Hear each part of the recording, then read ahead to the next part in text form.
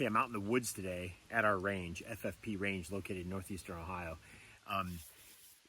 for some field firing positions. Field firing means we're in the field and we're creating firing positions that are not typical. We're not shooting off of pre-made barricades, prone, shooting benches, that sort of thing.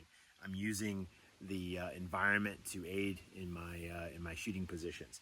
And we can incorporate equipment that we have, obviously tripods, all that sort of stuff. Sometimes though, this dense wooded area, it's hard to get a tripod that's going to fit without having to cut some stuff out of the way.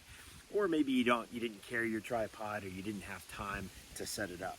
But something that I carry with me all the time is some 550 cord.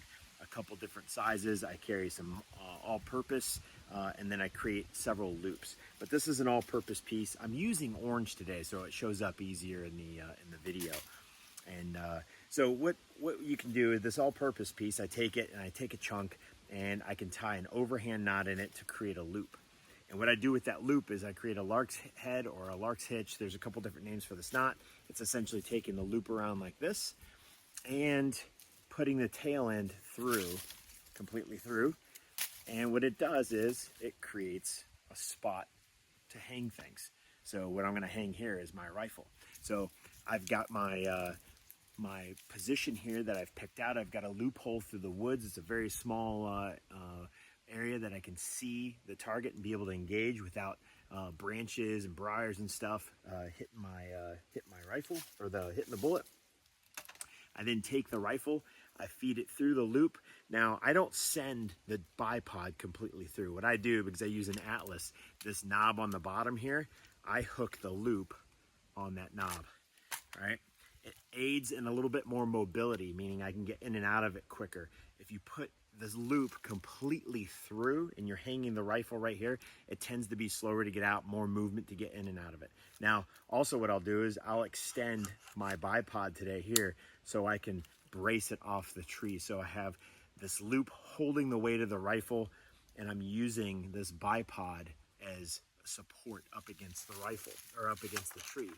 So what I do is I get set up, I'm all loaded, I'm in a double kneeling position today, and open up my scope cap. Everything looks good. If I wanted to, I could check my bore to make sure it's clear. I feel pretty confident that we're good to go.